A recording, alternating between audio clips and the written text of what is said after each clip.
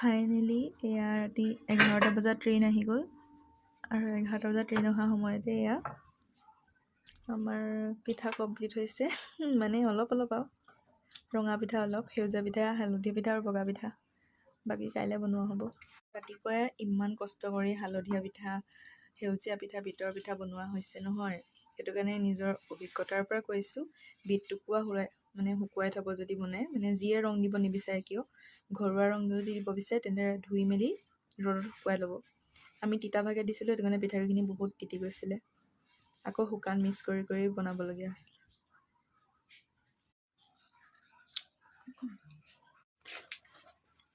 Feelings কেনেকুৱা?